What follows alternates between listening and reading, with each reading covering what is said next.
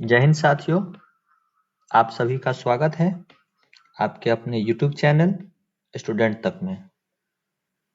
जैसा कि आप लोग को बताया गया था कि हम लोग NCERT श्रृंखला लेकर आएंगे, तो हम लोग आज NCERT की श्रृंखला में हिस्ट्री को शुरू करने वाले हैं, इतिहास को शुरू करने वाले हैं। तो हम लोग समय ज़्यादा न गवाते हुए हम लोग अपने सिलेबस की ओर बढ़ते हैं कि हम लोग इतिहास में क्या क्या पढ़ने वाले हैं और क्या हमारा सिलेबस होने वाला है, उस पर एक नज़र डालते हैं। और जैसा कि आप लोग को दिख रहा होगा कि आज का जो हमारा टॉपिक है वो है प्राचीन भारतीय इतिहास के स्रोत। इसके बारे में हम लोग जानेंगे और अच्छे से समझेंगे, बेसिक से समझेंगे। ठीक है, चलिए तो हम लोग शुरू करते हैं आज का अपना पहला लेक्चर। ध्यान देंगे हम लोग कि अगर हम लोग बात करें इतिहास की, किसकी बात करें साथियों? इतिहास की। इतिहास की तो देखेंगे हम लोग कि इतिहास के कालखंड को हम लोग लगभग 3 भागों में विभाजित करके पढ़ने का प्रयास करते हैं।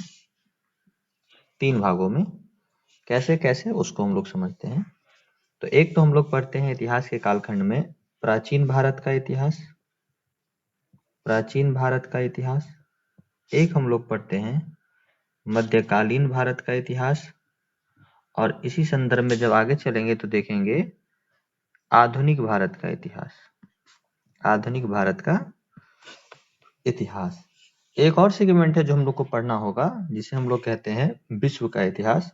लेकिन जब हम लोग भारत में प्राचीन भारत का इतिहास, मध्यकालीन भारत का इतिहास और आधुनिक भारत का इतिहास देख लेंगे, तब हम लोग पढ़ेंगे विश्व का इतिहास।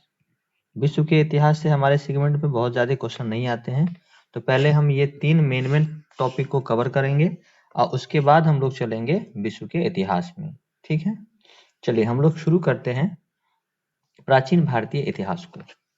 अगर हम लोग बात करें प्राचीन भारतीय इतिहास के सेगमेंट में, अगर हम लोग बात करें तो इसके संदर्भ में अगर आगे जाने का प्रयास करेंगे तो आते हैं हम लोग नामकरण से।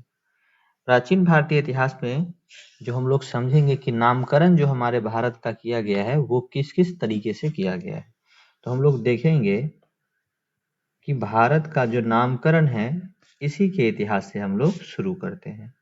भारत के नामकरण को लेकर क्या क्या अवधारणाएं हैं उसको हम लोग समझने का प्रयास करते हैं। तो ध्यान देंगे कि महाकाव्य और पुराणों में, ध्यान दीजिएगा कि महाकाव्य और पुराणों में भारत को भारतवर्ष कहकर पुकारा गया है, भारतवर्ष कहकर संबोधित किया गया है।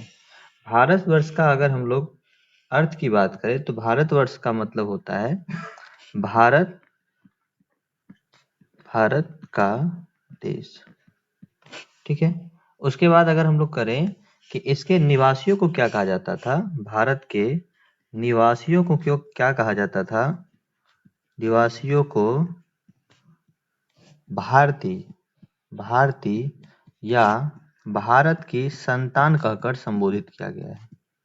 भारत की संतान कहकर संबोधित किया गया है। क्लियर है? तो हम लोगों ने देखा कि महाकाव्य और पुराणों में भारत का जो नाम मिलता है वो मिलता है भारतवर्ष, जिसका शाब्दिक अर्थ है भारत का देश। और भारत के निवासियों को क्या कहा जाता था? भारतीय या भारत की संतान। फिर अगर हम लोग बात करें आगे की सेगमेंट की बात करें कि यूनानियों के द्वारा भारत को क्या कहा जाता था, तो ध्यान दीजिएगा जो यूनानी, हम लोग पढ़ेंगे कि भारत पर यूनानियों का भी आक्रमण हुआ था। ये जो यूनानी है ग्रीक्स हैं, ध्यान रखिएगा ग्रीक्स और यूनानी एक ही हैं। तो यूनानियों के द्वारा जो भारत के लिए शब्द दिया गया था वो दिया गया था इंडिया। इंडिया कहकर संबोधित किया गया इनके द्वारा। क्लियर है? अगर हम लोग आगे बात करें कि हिंदुस्तान शब्द एक आता है भारत के लिए, तो ध्यान दीजिएगा कि जो हमारे भारत में मुस्लिम इतिहासकार हुए और साथ ही में याद रखिएगा अरबवासी, इन दोनों ने भारत को क्या कहा? हिंदुस्तान कहा। क्या कहा? हिंदुस्तान कहा। ध्यान दीजिएगा। सबसे पहले तो हम लोग समझेंगे कि इन्होंने भारतीयों को, ध्यान रखिएगा, इन्होंने भारतीयों को हिंदू कहकर संबोधित किया और ये लोग जहां रहते थे उस जगह को हिंदुस्तान कहकर संबोधित किया। क्लियर हो गए। अब हम लोग जब भारत के बारे में पढ़ना शुरू करेंगे तो बात यह आती है कि हमें भारत के बारे में जानकारी कहाँ से मिलती है, भारत के बारे में जानने के स्रोत क्या क्या है। तो हम लोग बात करेंगे कि हमारे पास कुछ धार्मिक स्रोत हैं और कुछ हमारे पास ऐतिहासिक ग्रंथ हैं। क्या बात करेंगे हम लोग कि हमें भारतीय इतिहास को जानने के लिए हम लोग धार्मिक एवं ऐतिहासिक ग्रंथों का भी प्रयोग करते हैं। ऐतिहासिक ग्रंथों का भी हम लोग क्या करते हैं, प्रयोग करते हैं। जब हम लोग स्रोत की बात करेंगे तो बहुत सारे स्रोत हमें मिलेंगे। कौन कौन से स्रोत मिलेंगे, तो हमें स्रोत मिलेंगे धर्म ग्रंथ। कौन से स्रोत मिलेंगे, धर्म ग्रंथ। अगर हम लोग बात करें कि आगे कौन से स्रोत मिलने वाले हैं, तो ध्यान रखिएगा ऐतिहासिक ग्रंथ। कौन से ग्रंथ, ऐतिहासिक ग्रंथ। अगर हम लोग आगे देखें तो हमें भारतीय इतिहास के बारे में विदेशियों के विवरण से भी पता चलता है। विदेशियों के विवरण से भी हमें भारतीय इतिहास की जानकारी मिलती है। और चौथा है हमारा पुरातत्व संबंधी साक्ष्य, जो खुदाई के संबंध में हमें प्राप्त हुए थे, उससे भी भारतीय इतिहास की जानकारी मिलती है। ठीक है, तो चलिए हम लोग पहले बात करते हैं धार्मिक ग्रंथ और ऐतिहासिक ग्रंथ की। किनकी बात करेंगे, धार्मिक ग्रंथ और ऐतिहासिक ग्रंथ की हम लोग बात करते हैं। क्लियर है। आइए हम लोग देखते हैं धार्मिक ग्रंथ कि धार्मिक ग्रंथ में कौन कौन से होने वाले हैं, और देखेंगे हम लोग ऐतिहासिक ग्रंथ की ऐतिहासिक ग्रंथ में कौन कौन से ग्रंथ हैं जहां से हमें इनकी जानकारी मिलने वाली है। तो जब हम लोग धार्मिक ग्रंथ में आएंगे तो पहले हम लोग क्या करते हैं, इसका एक टॉपिक लिख लेते हैं, कहाँ कहाँ से इनकी जानकारी मिलेंगी, और उसके बाद हम लोग एक एक करके सबको पढ़ेंगे। क्लियर है। आइए धार्मिक ग्रंथ की अगर हम लोग बात करें तो हमें वेद से इसकी जानकारी मिलती है। किससे इसकी जानकारी मिलती है, वेद से इसकी जानकारी मिलती है। उसके बाद अगर हम बात करें तो उसके बाद हमें ब्राह्मण ग्रंथ से इसकी जानकारी मिलती है। ये सभी धार्मिक स्रोत हैं। क्लियर है। आगे हम लोग बढ़ेंगे तो आगे पुराण आएगा, पुराण में भी हमें इस बात की जानकारी मिलती है। अगर हम लोग आगे आए तो हमें वेदांग से भी इसकी जानकारी मिलती है। वेदांग के बाद बात करें तो हमें उपनिषद से इसकी जानकारी मिलती है। क्लियर है। हम इस सभी टॉपिक को भी हम लोग क्या करने वाले हैं, कवर करने वाले हैं। उपनिषद के बाद देखेंगे तो हमें स्मृति ग्रंथ, कौन सा ग्रंथ, स्मृति ग्रंथ से भी हमें इसकी जानकारी मिलती है। आगे अगर हम लोग बात करें तो धर्मसूत्र, कुछ धर्मसूत्र भी हुए जिनसे हमें भारतीय इतिहास की जानकारी मिलती है। आगे हम लोग बात करें तो जैन साहित्य, कौन सा साहित्य, जैन साहित्य। साथ में आप जानते होंगे बौद्ध साहित्य, तो हमें इन सभी स्रोतों से भारतीय इतिहास की जानकारी मिलती है। और ये जितने भी स्रोत हैं, ये सभी वैदिक साहित्य से जुड़े हुए हैं। ये जितने भी स्रोत हम लोगों ने पढ़े हैं ये सभी वैदिक साहित्य से जुड़े हुए हैं। कौन से साहित्य से, वैदिक साहित्य से, जो कि धर्म ग्रंथ है, धार्मिक ग्रंथ है। क्लियर है। उसके बाद हम लोग को पढ़ना है ऐतिहासिक ग्रंथ। तो पहले हम लोग धार्मिक ग्रंथ को देख लेते हैं, फिर हम लोग चलेंगे ऐतिहासिक ग्रंथ की ओर। ठीक है। बहुत सारे लोगों का क्वेरी रहता है कि भैया पीडीएफ नहीं मिल पाता है, तो आप लोग परेशान नहीं होइए, पीडीएफ आपके इसके डिस्क्रिप्शन के लिंक में आपको हम टेलीग्राम का लिंक डाल देंगे, वहां से आप लोग पीडीएफ को डाउनलोड कर पाएंगे। क्लियर है। चलिए जब हम लोग धार्मिक ग्रंथ की बात करेंगे तो धार्मिक ग्रंथ में जो हमारा सेगमेंट जो पहले आएगा वह आएगा वेद। क्या आएगा, वेद। सबसे पहले हम लोग कवर करेंगे वेद वाले टॉपिक को। क्लियर है। चलिए आइए वेद वाले टॉपिक को क्लियर करते हैं। यहाँ से जो मेन पॉइंट बनने वाले हैं उसको क्या करेंगे हम लोग देखेंगे। तो ध्यान दीजिए, वेद के लिए हम क्या कहते हैं, वेद के लिए हम कहते हैं कि भैया भारत का सर्वप्राचीन ग्रंथ, सर्वप्राचीन धर्म ग्रंथ, यानी कि सबसे प्राचीन धर्म ग्रंथ है जिनसे हमें भारतीय इतिहास की जानकारी मिलती है। क्लियर है। वेद के लिए क्या कहेंगे, तो ध्यान दीजिए, वेदों के संकलन करने का जो श्रेय जाता है, हालांकि वेद 4 हैं, ऋग्वेद, सामवेद, यजुर्वेद और अथर्ववेद, लेकिन वेदों को क्रमबद्ध तरीके से जो संकलन करने का श्रेय जाता है, यानी मोटा मोटी तौर पे हम लोग कहें कि संकलनकर्ता के रूप में कौन जाने जाते हैं, वेदों के संकलनकर्ता के रूप में कौन जाने जाते हैं, तो याद रखिएगा महर्षि कृष्ण द्वैपायन वेद व्यास। क्या याद रखेंगे? महर्षि कृष्ण द्वैपायन वेद व्यास। क्लियर है? आप लोग को समझ में आ रहा है कि सबसे पहले तो हम लोग ने समझा कि वेद जो कि भारत का सर्व प्राचीन धर्म ग्रंथ है, उसमें सभी वेदों को संकलन करने का जो श्रेय जाता है वो किन्हें जाता है, तो महर्षि कृष्ण द्वैपायन वेद व्यास को जाता है। अब हम लोग देखेंगे कि वेद कितने प्रकार के होते हैं। आइए आगे बढ़ते हैं हम लोग। तो हम लोग यहाँ से देखेंगे कि भैया वेद कितने प्रकार के होते हैं, 4 प्रकार के होते हैं। कितने प्रकार के?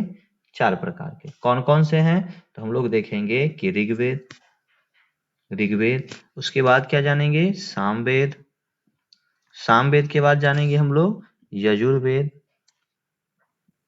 यजुर्वेद, और लास्ट देखेंगे हम लोग अथर्ववेद। कौन सा वेद? अथर्ववेद। क्लियर हो गए? 4 वेद हैं, ऋग्वेद, सामवेद, यजुर्वेद और अथर्ववेद। ठीक है, सभी वेद को हम लोग क्या करते हैं, अलग अलग दृष्टिकोण से देखते हैं, और उससे जो निकलने वाला मेन पॉइंट होगा उसको हम लोग क्या करेंगे, कवर करेंगे। ठीक है, एग्जाम के पॉइंट ऑफ व्यू से हमारा यह इंपॉर्टेंट होना चाहिए। तो ऋग्वेद को हम लोग, ऋग्वेद का जो शाब्दिक अर्थ होता है या ऋग्वेद में हमें किस चीज की जानकारी मिलने वाली है उसके बारे में हम लोग जानेंगे। क्लियर है? तो हम लोग ऋग्वेद के लिए क्या कहते हैं कि ऋचाओं, क्या कहते हैं, ऋचाओं के क्रमबद्ध, ऋचाओं के क्रमबद्ध ज्ञान का संग्रह, ज्ञान का संग्रह क्या कहलाता है? ऋग्वेद कहलाता है। ठीक है, ऋचाओं के क्रमबद्ध ज्ञान का संग्रह क्या कहलाता है?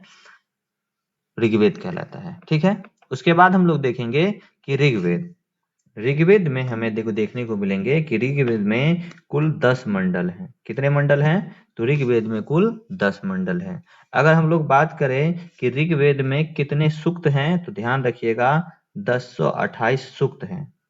अगर आप लोग सूक्त से क्लियर हैं तो सूक्त का मतलब होता है मंत्र। सूक्त का मतलब क्या होता है? मंत्र। ठीक है, उसके बाद आइए, उसके बाद हम लोग देखेंगे कि 1028 सूक्त होने के बावजूद इसमें 10,462 क्या है? ऋचाएं हैं। 10,462 क्या है? मूल ऋचाएं हैं। कहीं कहीं आपको 10,580 भी देखने को मिलेगा, तो ध्यान दीजिएगा उसमें कुछ ऋचाएं क्या है? रिपीट है, इसीलिए 10,580 देखने को मिलते हैं, नहीं तो 10,462 ऋचाएं मूल हैं। अब इस ऋचाओं में से हम लोग क्या करेंगे, इस ऋचाओं में से भी हम लोग देखेंगे कि किस भगवान को कितना ऋचा प्रदान किया गया है। क्लियर है? यहां से भी क्वेश्चन आता है, तो ध्यान रखिएगा कि ऋग्वेद के, ध्यान रखिएगा कि ऋग्वेद के 250 मंत्र, ऋग्वेद के 250 ऋचाएं जो है वो किन्हें समर्पित है? इंद्र को समर्पित है। ऋग्वेद के 200 मंत्र किन्हें समर्पित हैं? तो अग्नि को समर्पित है। और ये दोनों ऋग्वैदिक काल के महत्वपूर्ण देवता रहे हैं। क्लियर हो गए? अब उसके बाद हम लोग देखते हैं कि ऋग्वेद को पढ़ने वाले ऋषि को क्या कहते थे। तो ध्यान दीजिएगा, जो ऋग्वेद पढ़ने वाले ऋषि होते थे, जो ऋग्वेद पढ़ने वाले ऋषि होते थे, उन्हें हम लोग होत्री के नाम से जानते थे। कौन से नाम से जानते थे? होत्री के नाम से जानते थे। होत्र या कहीं कहीं आपको होता भी मिलता है। क्या मिलता है? होता भी मिलता है। क्लियर हो गए? चलिए, अब हम लोग देखते हैं कि इस ऋग्वेद में हमें और क्या जानकारी मिलने वाली है। तो इस ऋग्वेद से हमें आर्यों के बारे में जानकारी मिलती है। आर्यों की जानकारी मिलती है, जानकारी मिलती है। कहने का मतलब हम सभी जानते हैं कि हड़प्पा सभ्यता के पतन के बाद वैदिक सभ्यता का उदय हुआ था, और वैदिक सभ्यता को जिसने जिसने बनाया, जिसने क्या कहते हैं उसे हम लोग, जिसने उस सभ्यता को सुचारू ढंग से चलाया, वो आर्य थे। तो आर्यों की जानकारी जो है सर्वप्रथम हमें कहाँ मिलती है? ऋग्वेद से मिलती है। क्लियर हो गए? चलिए, अब हम लोग देखते हैं कि ऋग्वेद में 10 मंडल थे। ऋग्वेद में कितने मंडल थे? 10 मंडल थे। इसके कुछ मंडल जो हैं जो हमें पढ़ने होते हैं। क्या होते हैं? पढ़ने होते हैं। उसे हम लोग देख लेते हैं यहीं पे। तो ध्यान दीजिएगा कि ऋग्वेद का जो सबसे पहला हम लोग देखेंगे वो देखेंगे ऋग्वेद का तीसरा मंडल। ध्यान दीजिए, कौन सा मंडल देखेंगे? तो हम देखने वाले हैं ऋग्वेद का तीसरा मंडल। ऐसा क्या खास है तीसरे मंडल में? ध्यान दीजिएगा कि ऋग्वेद के तीसरे मंडल में हमें गायत्री मंत्र का उल्लेख मिलता है। किसका उल्लेख मिलता है? गायत्री मंत्र का उल्लेख मिलता है। और इस गायत्री मंत्र, ये गायत्री मंत्र जो हैं वे किन्हें समर्पित है? तो ये सूर्य देवता को समर्पित है। किन्हें समर्पित है? तो ये सूर्य देवता को समर्पित है। और किनके द्वारा रचा गया है गायत्री मंत्र? तो ध्यान रखिएगा कि गायत्री मंत्र के जो रचनाकार है वो हैं विश्वामित्र। कौन है? विश्वामित्र। क्या क्या समझने को मिला हम लोग को? थोड़ा सा एक बार देख लेते हैं। तो ऋग्वेद में 10 मंडल हैं। उसमें से जो तीसरा मंडल है उसमें गायत्री मंत्र का उल्लेख किया गया है। और गायत्री मंत्र किसे समर्पित है? तो सूर्य देवता को समर्पित है। और ये गायत्री मंत्र के रचनाकार कौन है? तो ये विश्वामित्र है। तीसरे मंडल के बाद जो हमारे लिए इंपोर्टेंट होता है वो होता है 8वां मंडल। ऋग्वेद का 8वां मंडल कौन से दृष्टिकोण से महत्वपूर्ण है? तो ध्यान रखिएगा कि ऋग्वेद के 8वें मंडल में हस्तलिखित ऋचाओं का वर्णन है। किसका वर्णन है? तो हस्तलिखित ऋचाओं का वर्णन है। ऋचाओं का क्या है? वर्णन है। और हस्तलिखित ऋचाओं का वर्णन किसके द्वारा किया गया है? तो खिल के द्वारा किया गया है। किसके द्वारा? तो खिल के द्वारा। क्लियर है? अब हम लोग देखते हैं ऋग्वेद के 9वें मंडल को। कौन से मंडल को? 9वें मंडल को। तो आप सभी को पता होगा कि ऋग्वेद का 9वां मंडल किसे समर्पित है? तो सोम देवता को समर्पित है। ऋग्वेद का 9वां मंडल सोम देवता को समर्पित है। क्लियर हो गए? चलिए आगे देखते हैं हम लोग 10वां मंडल। ऋग्वेद का 10वां मंडल। तो ऋग्वेद के 10वें मंडल में पुरुष सूक्त की चर्चा की गई है। किसकी चर्चा की गई है? पुरुष सूक्त की चर्चा की गई है। कहने का मतलब ये हुआ कि चातुष्य वर्ण की चर्चा की गई है। क्या कहेंगे? चातुष्य वर्ग की चर्चा की गई है। समाज की चर्चा की गई है। यानी कि 4 वर्ण। कितने वर्ण? 4 वर्ण। उस चारों वर्ण को हम लोग क्लियर देखते हैं। देखिए 4 वर्ण। 4 वर्ण कौन कौन से थे? तो ब्राह्मण, उसके बाद क्षत्रिय, क्षत्रिय के बाद देखने को मिलेंगे वैश्य, और वैश्य के बाद शूद्र। इन चारों वर्णों के बारे में जो हमें जानकारी मिलती है वो ऋग्वेद के 10वें मंडल में मिलती है। क्लियर हो गए? अब ध्यान दीजिएगा, चर्चा किए थे आपको धर्मसूत्र। कुछ देर पहले आपको चर्चा किए थे कि धर्मसूत्र भी क्या है? धर्मसूत्र भी धार्मिक ग्रंथ है। तो ध्यान दीजिए, धर्मसूत्र क्या है? तो जहां इन चारों वर्ण के, धर्मसूत्र क्या है? जहां इन चारों वर्ण के कर्तव्यों, इन चारों वर्ण के कर्तव्यों का वर्णन किया गया है, उसे हम क्या कहते हैं? धर्मसूत्र कहते हैं। क्या कहते हैं? धर्मसूत्र कहते हैं। क्लियर हो गया? चलिए आगे अगर हम लोग देखें कि प्राचीन भारतीय इतिहास में वैदिक साहित्य में ऋग्वेद के बाद किसका स्थान मिलता है? तो शतपथ ब्राह्मण का स्थान मिलता है। क्लियर हो गए? अगर हम लोग लिखना चाहें तो नोट में हम लोग लिख सकते हैं कि अगर हम लोग बात करें कि वैदिक सभ्यता में, कौन सी सभ्यता में? वैदिक सभ्यता में, जो कि हम जानते हैं कि वैदिक सभ्यता में पहला स्थान किसका है? तो ऋग्वेद का है। लेकिन अगर बात करें कि ऋग्वेद के बाद, तो क्या कहेंगे कि वैदिक साहित्य में ऋग्वेद के बाद किसका स्थान आता है? तो शतपथ ब्राह्मण का स्थान आता है। किसका? तो शतपथ ब्राह्मण का स्थान आता है। स्थान क्या आता है? आता है। क्लियर हो गए? चलिए आगे अगर हम लोग बढ़ने का प्रयास करें तो हमारा दूसरा वेद कौन सा है? दूसरा वेद है हमारा सामवेद। दूसरा वेद कौन सा है? सामवेद। चलिए अब हम सामवेद के बारे में हम लोग थोड़ी सी जानकारी लेते हैं। तो सामवेद में किसका संकलन देखने को मिलेगा? तो सामवेद में हमें गाया जा सकने वाली ऋचाओं का संकलन मिलेगा। क्या मिलेगा? गाए जा सकने वाली, गाए जा सकने वाली ऋचाओं का संकलन, ऋचाओं का संकलन। क्लियर हो गए?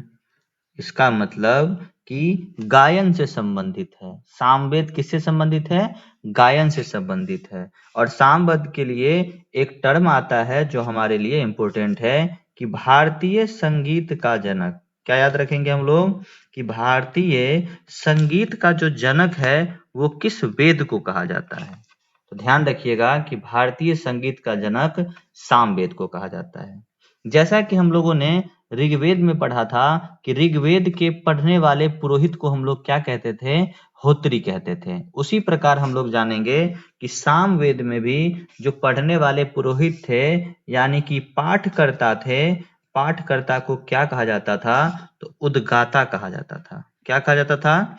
उद्गाता कहा जाता था। ऋग्वेद के पुरोहित को होत्री और सामवेद के पुरोहित को उद्गाता कहा जाता है। क्लियर हो गए? सामवेद के बाद चलते हैं हम लोग कहाँ? यजुर्वेद के पास। ध्यान दीजिए, यजुर्वेद। सामवेद से एग्जाम के पॉइंट ऑफ व्यू से हमारे पास इतना ही क्वेश्चन यहाँ से आता है। क्लियर है? अब हम लोग देखते हैं यजुर्वेद। यजुर्वेद में क्या देखेंगे कि यजुर्वेद में हमें किस बात की जानकारी मिलती है? सबसे पहले तो ये कहेंगे, तो हम लिखेंगे कि वैदिक कर्मकांड। क्या लिखेंगे? वैदिक कर्मकांड के नियमों का जो संकलन है, नियमों के बारे में जो जानकारी मिलती है, नियमों का जो संकलन है, वो संकलन हमें कहाँ देखने को मिलेगा? यजुर्वेद में देखने को मिलेगा। और इसका खास बात क्या है? तो इसका खास बात यह है कि यह गद एवं पद दोनों में है। यह गद एवं पद दोनों में है, दोनों में है। क्लियर है? हम लोग बात करते हैं कि यजुर्वेद गद एवं पद दोनों में है। यजुर्वेद के दो भाग हैं। यजुर्वेद की अगर देखें हम लोग, तो हालांकि ये यजुर्वेद टॉपिक है, आगे भी देखना है। यजुर्वेद की अगर बात करें तो एक हम लोग देखते हैं कृष्ण यजुर्वेद और एक हम लोग देखते हैं शुक्ल यजुर्वेद। क्लियर है? चलिए अब आप ये बताइए कि कृष्ण जो यजुर्वेद है वो गद में है या पद में है? फिर आप बताइए कि ये जो शुक्ल यजुर्वेद है ये गद में है या पद में है? क्लियर हो गए? तो ये आप हमें कमेंट करके बताएंगे। ठीक है, चलिए अगला हम लोग चलते हैं। अगला हम लोग चलते हैं कहाँ पे? अथर्ववेद पे। ये आप हमें कमेंट करके बताएंगे। ठीक है, कमेंट करके बताएंगे कि गद में है, लिख देते हैं हम, नहीं तो आप भूल जाएंगे। गद में है या पद में है? क्लियर है? चलिए आगे हम लोग देखेंगे अथर्ववेद को। किसे देखेंगे? अथर्ववेद को। अथर्ववेद, तो अथर्ववेद के लिए हम लोग जानेंगे यहाँ से क्या क्या पॉइंट बनने वाले हैं। तो सबसे पहले अथर्ववेद के लिए हम लोग ये कहेंगे कि भैया सबसे जो हमारा नया वेद है, यानी कि सबसे आखिरी में जो रचा गया वेद है, क्या कहेंगे? सबसे नवीन या सबसे आखिर में, सबसे आखिरी में रचा गया वेद। क्लियर हो गए? जैसे कि हम लोगों ने देखा, अगर इसका सीक्वेंस समझने का हम लोग प्रयास करें तो ध्यान दीजिएगा, ऋग्वेद, सामवेद, यजुर्वेद और उसके बाद अथर्ववेद, और उसके बाद अथर्ववेद। क्लियर है? उसके बाद ध्यान दीजिएगा कि अथर्ववेद का जो नाम अथर्व है, अथर्ववेद का जो नाम अथर्ववेद है वो किसके नाम पे पड़ा हुआ है? तो वह अथर्वा ऋषि के नाम पे पड़ा हुआ है। किसके नाम पे पड़ा हुआ है? अथर्वा ऋषि के नाम पे पड़ा हुआ है।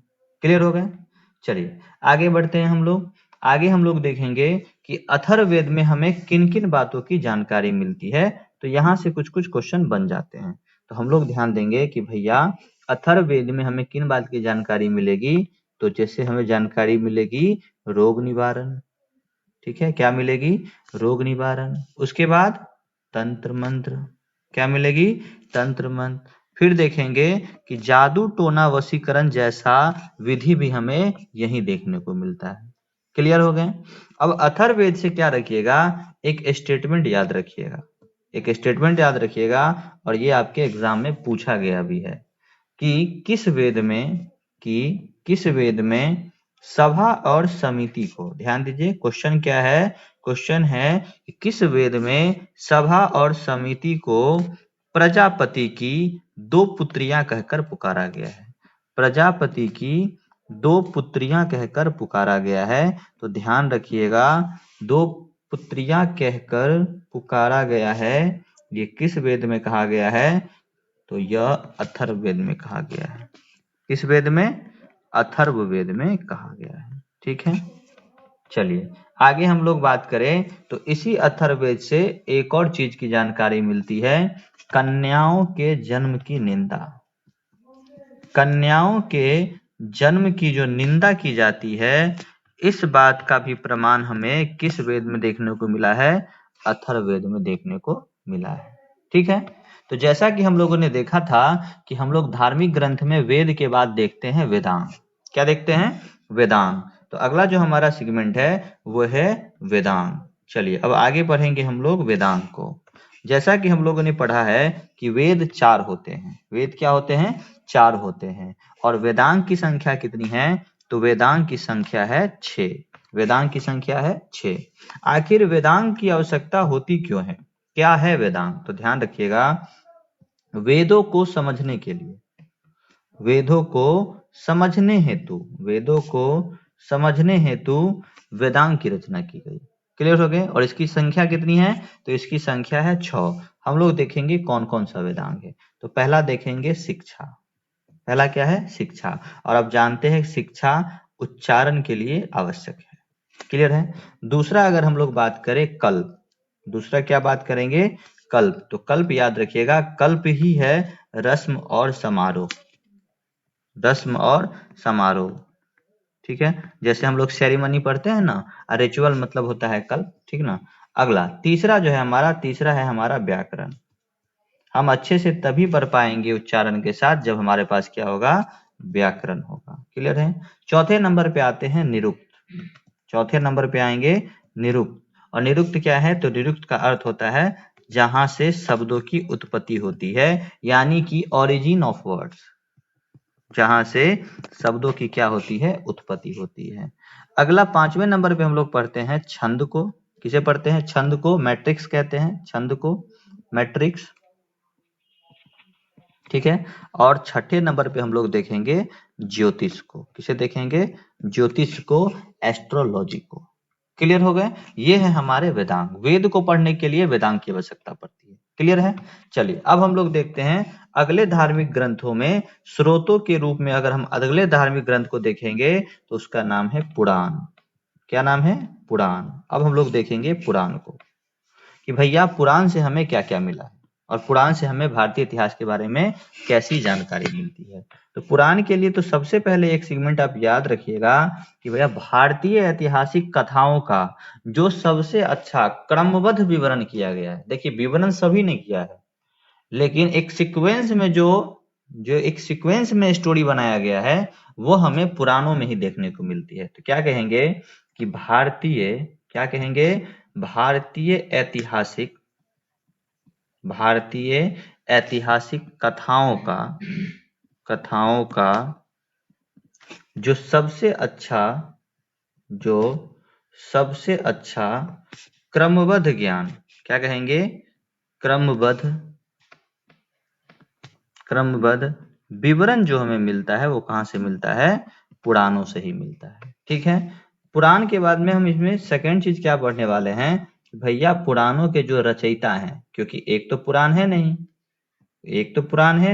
तो पुराण के रचयिता कौन है? तो ध्यान रखिएगा, पुराण के जो रचयिता हैं वो हैं लोमहर्ष और उनके पुत्र जिनका नाम है उग्रश्रवा। क्या नाम है? उग्रश्रवा। क्लियर है?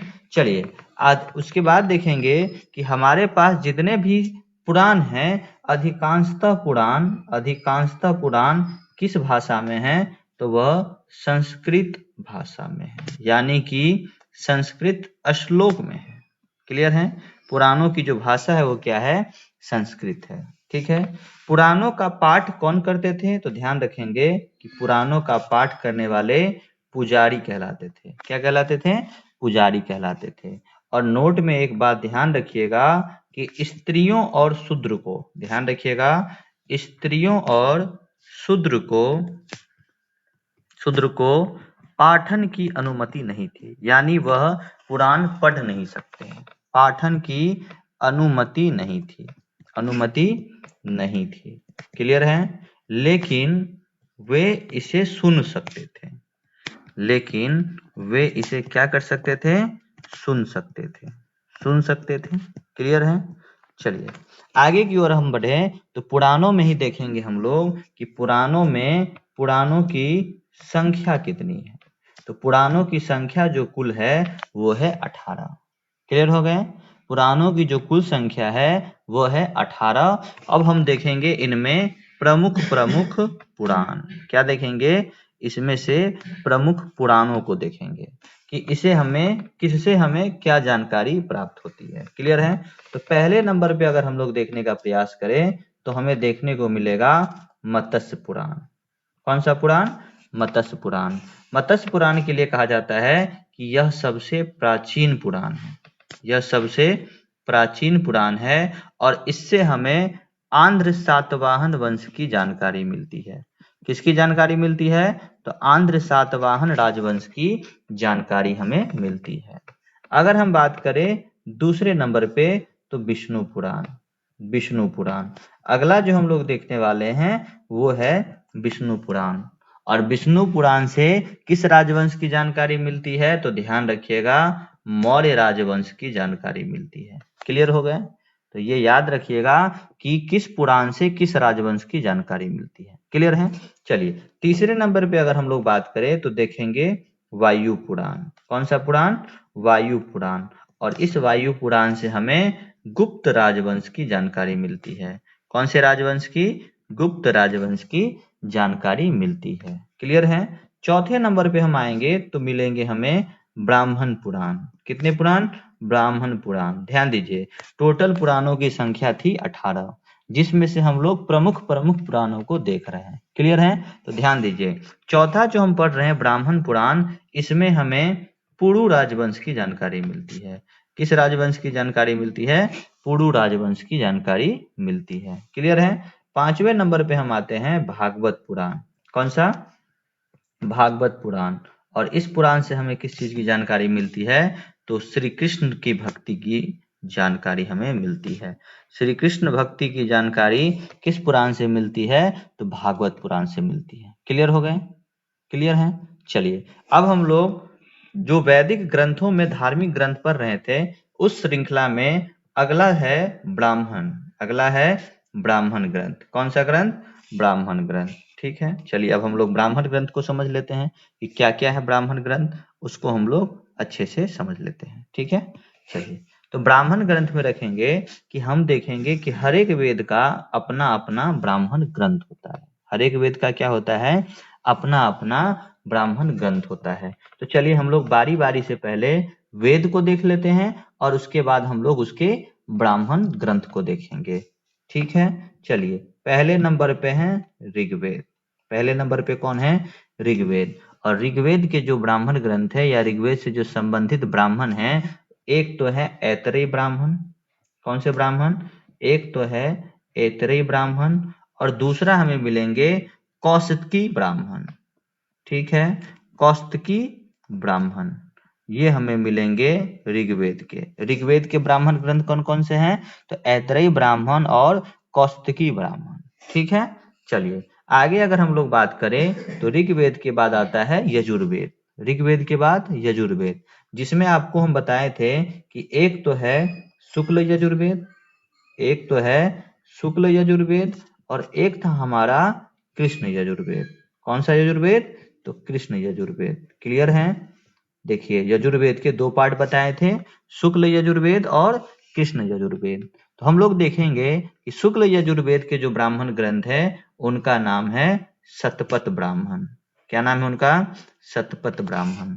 और कृष्ण यजुर्वेद के जो ब्राह्मण ग्रंथ है उनका नाम है तैत्तिरीय ब्राह्मण। कौन सा ब्राह्मण, तैत्तिरीय ब्राह्मण, क्लियर हो गए। चलिए आगे की ओर बढ़ेंगे, अब हम लोग देखेंगे सामवेद में। कहाँ देखने वाले हैं, सामवेद में। सामवेद के ब्राह्मण ग्रंथ का नाम है पंचविश या तांडे ब्राह्मण। कौन सा? पंचविश या तांडे, पांचविश या तांडे ब्राह्मण। क्लियर है? उसके बाद इसके अलावा भी बहुत सारे हैं। एक और याद रखेंगे आप लोग, एक और याद रखिए, जैमिनीय ब्राह्मण। कौन सा? जैमिनीय ब्राह्मण।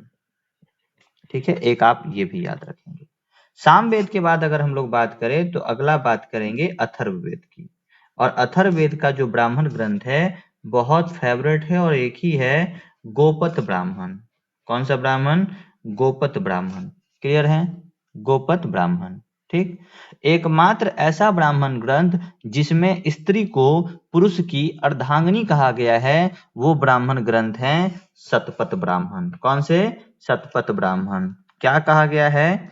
स्त्री को पुरुष की अर्धांगिनी, अर्धांगिनी। ठीक है, यह शतपथ ब्राह्मण में इस बात का उल्लेख मिलता है। क्लियर हो गए? क्लियर है आप लोग? चलिए अब हम लोग देखते हैं और भी अन्य वैदिक साहित्य। अन्य वैदिक साहित्य में जो आएंगे वो आएंगे अब मनुस्मृति। चर्चा की गई थी वहां पे मनुस्मृति की। क्लियर है? तो चलिए मनुस्मृति को हम लोग एक बार देख लेते हैं। मनुस्मृति, हैंडराइटिंग को लेकर किन्हीं को अगर कोई दिक्कत हो रहा हो तो आप लोग हमें कमेंट कर दीजिएगा, ठीक ना? वैसे हम बोलते हैं तो आप लोग सुन के उसको ठीक कर सकते हैं। क्लियर है? तो मनुस्मृति के लिए तो पहला बात हम लोग जानेंगे कि सबसे पुराना स्मृति है। क्या है? सबसे पुराना स्मृति है। मनुस्मृति क्या है? सबसे पुराना स्मृति है। ठीक है, उसके बाद ध्यान देंगे कि सबसे पुराना स्मृति के होने के बावजूद ये जो है सबसे पुराना राजनीति शास्त्र है। क्या है?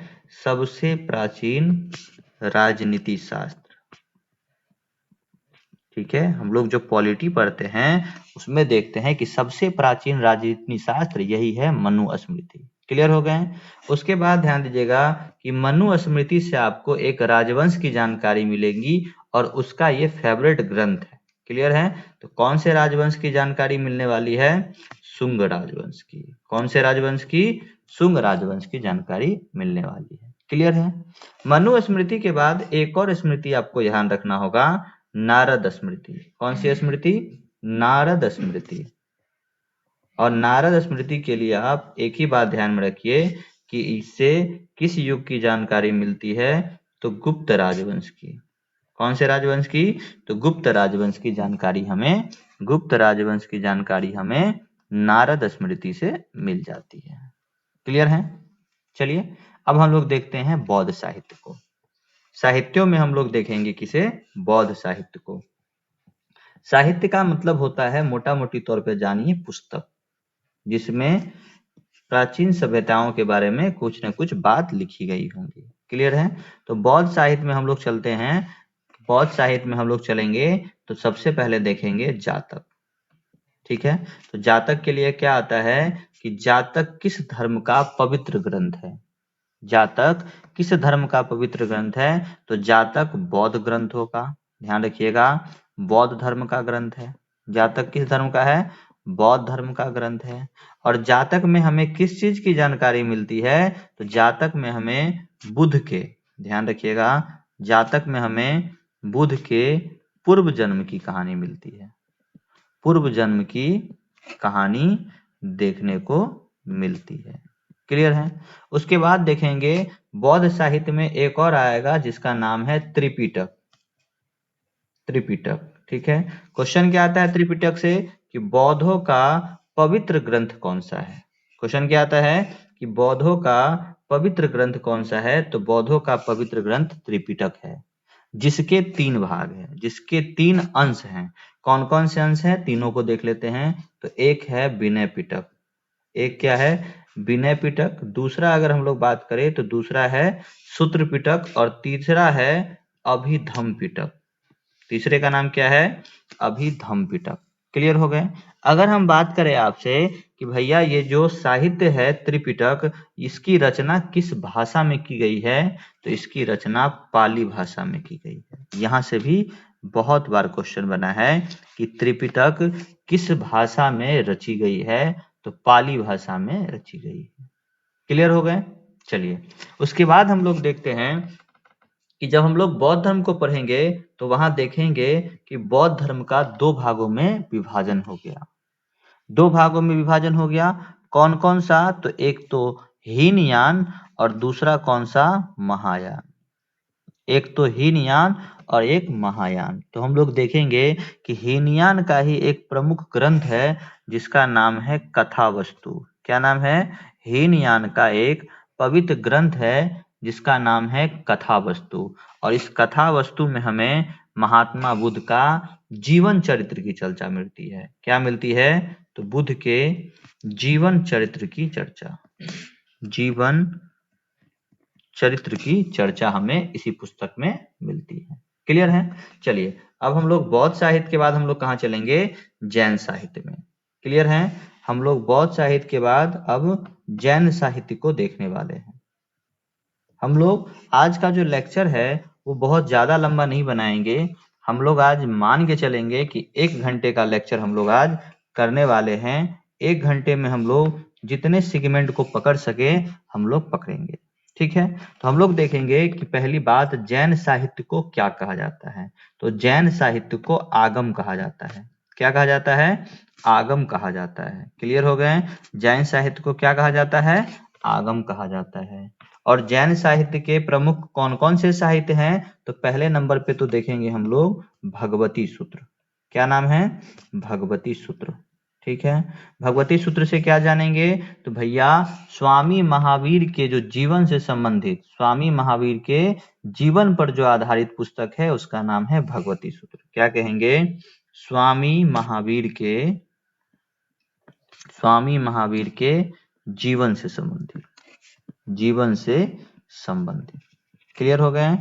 आगे अगर हम लोग बात करें जैन साहित्य में तो हमें मिलेंगे दूसरे धर्म जिसका नाम है कल्पसूत्र। क्या नाम है? कल्पसूत्र। क्लियर है। तो हम कल्पसूत्र में क्या देखते हैं? तो जैन धर्म का जो प्रारंभिक इतिहास, जैन धर्म का जो प्रारंभिक इतिहास है, प्रारंभिक इतिहास का मतलब क्या कि जैन धर्म का उदय कब हुआ, जैन धर्म का संस्थापक कौन है, वास्तविक संस्थापक कौन है, कैसे इनका प्रचार प्रसार किया गया। क्लियर है। पहली जैन संगति कब हुई, कहाँ हुई, तो ये सभी बातों की जानकारी हमें कल्पसूत्र में मिल जाती है। क्लियर है। उसके बाद देखेंगे कि जैन साहित्य के टोटल प्रमुख साहित्य जो हम लोग पढ़ते हैं कल्पसूत्र, इसके कितने अंग हैं? तो इनके 12 अंग हैं। कितने अंग हैं? 12 अंग हैं। क्लियर है। चलिए जैसे कि हम लोगों ने देखा था, एक तो हम लोग धार्मिक ग्रंथ को पढ़ेंगे और एक हम लोग पढ़ेंगे ऐतिहासिक ग्रंथ को। तो हम लोग धार्मिक ग्रंथ का जो सेगमेंट था उसको कंप्लीट कर लिए हैं। अब हम लोग आएंगे ऐतिहासिक ग्रंथ को। हमें ऐतिहासिक ग्रंथ को पढ़ने में थोड़ा सा अच्छा भी लगेगा और हम लोग बारीकी से समझेंगे क्योंकि ये सभी पुस्तक हैं। तो ध्यान दीजिए, अब जो हमारा सेगमेंट है वो है ऐतिहासिक ग्रंथ। कौन सा? ऐतिहासिक ग्रंथ। क्लियर है। ऐतिहासिक ग्रंथ को हम लोग समझने का प्रयास करेंगे। ठीक है। ऐतिहासिक ग्रंथ, इसमें क्या क्या देखने वाले हैं उसको हम लोग समझ लेते हैं और फिर आगे की ओर बढ़ते हैं। तो ऐतिहासिक ग्रंथ की जब हम चर्चा करेंगे तो वहां सबसे पहला जो पुस्तक आता है उसका नाम है अर्थशास्त्र। किस पुस्तक की चर्चा करेंगे? अर्थशास्त्र की चर्चा करेंगे। और आप सभी को पता होगा कि अर्थशास्त्र किसकी पुस्तक है? तो चाणक्य की पुस्तक है। इसे ही हम लोग विष्णुगुप्त या कौटिल्य के नाम से भी जानते हैं। क्लियर है। उसके बाद देखेंगे हम लोग कि हमें ये जो पुस्तक है अर्थशास्त्र, क्योंकि यह साहित्य है और इससे हमें जानकारी मिलनी चाहिए, तो इससे हमें किस चीज की जानकारी मिलती है? तो इससे हमें मौर्यकालीन जानकारी मिलती है। मौर्यकालीन राजवंश की जानकारी या मौर्यकालीन राजनीतिक, सामाजिक व आर्थिक, व आर्थिक नीतियों का पता लगता है अर्थशास्त्र पुस्तक में। क्लियर है? अगर हम लोग बात करें कि अर्थशास्त्र के कितने अधिकरण और कितने प्रकरण हैं, तो हम लोग बात करेंगे कि अर्थशास्त्र के 15 अधिकरण और 180 प्रकरण हैं। क्लियर है? यानी कि पार्ट्स और चैप्टर्स। जैसे देखते हैं ना हम लोग कि अध्याय, क्या देखते हैं हम लोग? अध्याय। और अध्याय में देखते हैं कि पेज 1 से लेकर 3, अध्याय 2 में देखते हैं पेज 5 से लेकर 7। क्लियर है? तो कुछ इसी तरीके से कि उसमें 15 तो अध्याय हैं और 180 उसमें कुल क्या है? पेज हैं। क्लियर है? चलिए उसके बाद बात करेंगे कि ये जो अर्थशास्त्र हम लोग पढ़ रहे हैं इसकी भाषा क्या है। तो इसकी भाषा संस्कृत है। क्या है? इसकी भाषा संस्कृत है। क्लियर है? चलिए अब हम लोग देखते हैं दूसरे ऐतिहासिक स्रोतों को, जिसमें हम लोग देखेंगे किसे? जिसमें हम लोग देखेंगे राजतरंगिणी। पुस्तक का नाम क्या है? पुस्तक का नाम है राजतरंगिणी। इस पुस्तक का नाम है राजतरंगिणी। और आप सभी को पता होगा कि राजतरंगिणी के लेखक कौन है? तो राजतरंगिणी के लेखक कल्हण है। कौन है? कल्हण है। क्लियर है? उसके बाद हम देखेंगे कि आखिर राजतरंगिणी की भाषा क्या थी। तो ध्यान रखिएगा, राजतरंगिणी की भी भाषा क्या थी? संस्कृत थी। फिर तीसरा क्वेश्चन आपके मन में जागेगा कि ऐसा हमें इस पुस्तक में क्या समझने को मिला, क्या देखने को मिला, जिससे हम यह कह सकें कि यह ऐतिहासिक स्रोत है। तो ध्यान रखिए, राजतरंगिणी पुस्तक में हमें कश्मीर का इतिहास देखने को मिलता है। क्लियर हो गए? कश्मीर का इतिहास देखने को मिलता है। ठीक है? चलिए उसके बाद अगले ऐतिहासिक स्रोतों की बात करें तो मिलेंगे हमें चचनामा। क्या मिलेंगे? चचनामा। और आपको पता है कि चचनामा के लेखक कौन है? चचनामा के लेखक अली अहमद हैं। कौन है? चचनामा के लेखक अली अहमद है। और चचनामा से हमें किसकी जानकारी मिलती है? तो अरबों द्वारा जो सिंध पर विजय किया गया उसकी जानकारी मिलती है। क्लियर है? सिंध पर जो विजय किया गया उसकी जानकारी मिलती है। हमें पता, आप सभी को पता होगा कि 712 ईस्वी में एक युद्ध होता है, रावण का युद्ध। कौन सा युद्ध? रावण का युद्ध। और यह किसके बीच होता है? तो ये मोहम्मद बिन कासिम और सिंध के राजा दाहिर के बीच। ठीक है? और दाहिर क्या होते हैं? पराजित होते हैं और मोहम्मद बिन कासिम जीत जाते हैं। तो यही है अरबों की सिंध वजह। और इसकी जानकारी हमें कहां से मिलती है? तो चचनामा नामक पुस्तक से मिलती है। क्लियर है? चलिए अगला ऐतिहासिक स्रोत की बात अगर हम लोग करें तो वो है हमारा अष्टाध्यायी। क्या है? अष्टाध्यायी। चलिए ध्यान से देखिए, अष्टाध्यायी नामक पुस्तक के लेखक कौन है? ये आपसे पूछे जाएंगे। तो ये लेखक का नाम है पाणिनि। क्या नाम है? पाणिनि। क्लियर हो गए?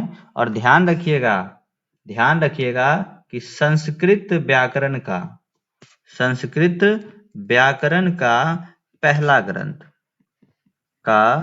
पहला ग्रंथ कौन सा था? अष्टाध्यायी। क्लियर है? अष्टाध्यायी के लेखक कौन है? तो पाणिनि है। क्लियर है? और इस अष्टाध्यायी से हमें मौर्य पूर्व, क्या कहेंगे? मौर्य से पहले की जो राजनीतिक व्यवस्था थी उसकी जानकारी मिलती है। क्लियर है? अगले ऐतिहासिक स्रोत का नाम हम लोग लिखते हैं जिसका नाम है गार्गी संहिता। क्या नाम है? गार्गी संहिता। क्लियर है? और गार्गी संहिता के लेखक कौन है? तो कात्यायन ने गार्गी संहिता को लिखा है। और ध्यान रखिएगा कि भारत पर जो यवन आक्रमण हुआ था, ध्यान रखिएगा, भारत पर यवन आक्रमण की जो जानकारी हमें देती है वो कौन देती है? तो गार्गी संहिता से ही पता चलता है। डायरेक्ट क्वेश्चन पूछता है यहां से कि इस बात की जानकारी हमें कहां से मिलती है। ठीक है? चलिए अगला क्वेश्चन है हम लोग का, अगला जो मेरा है वो है महाभाष्य। महाभाष्य नामक पुस्तक के लेखक कौन है? तो याद रखिएगा पतंजलि। कौन है? पतंजलि। ठीक है? और ये पतंजलि कौन है उसको भी जान लीजिए कि ये पतंजलि जो भाई साहब हम लोग पढ़ते हैं इनको, पतंजलि को, तो ध्यान रखिएगा कि शुंग वंश के एक शासक थे जिनका नाम है, संस्थापक थे जिनका नाम है पुष्यमित्र शुंग। कौन है? पुष्यमित्र शुंग। और इन्हीं के पुरोहित थे, इन्हीं के पुरोहित थे पतंजलि, और उन्होंने ही पुस्तक लिखी है महाभाष्य। तो क्लियर हो गया कि महाभाष्य में हमें किस राजवंश के बारे में देखने को मिलेगा? तो शुंग राजवंश के बारे में हमें देखने को मिलेगा। क्लियर है? चलिए अगला जो हम लोग का सेगमेंट होने वाला है वो होने वाला है विदेशी यात्रियों का विवरण। क्या देखेंगे हम लोग? विदेशी यात्रियों का विवरण। हम लोगों ने धार्मिक और ऐतिहासिक स्रोतों को समझा। अब हम लोग क्या पढ़ने वाले हैं? तो अब हम लोग पढ़ने वाले हैं कि कौन कौन से विदेशी यात्री आए थे और हमें उनसे क्या क्या जानकारी मिलती है। क्लियर हो गए? चलिए तो हम लोग अब ये जो विदेशी यात्री है ये वाले पार्ट को हम लोग कल कवर करेंगे। क्लियर है? तो दोस्तों आज के लिए इतना ही। मिलेंगे आपसे कल के क्लास में, सेम टाइम सेम समय, और इसी टॉपिक से हम लोग क्या करेंगे? शुरू करेंगे। इसका पीडीएफ आप लोग को बता दिया गया है कि इसके लिंक के डिस्क्रिप्शन में हम टेलीग्राम चैनल का नाम बता देंगे। वहां से आप लोग क्या कर सकते हैं? तो पीडीएफ को डाउनलोड कर सकते हैं। पीडीएफ क्या कर सकते हैं? डाउनलोड कर सकते हैं और इसका एक बेहतर नोट्स बना सकते हैं। तो दोस्तों आज के लिए इतना ही। मिलेंगे आपसे कल के क्लास में। जय हिंद।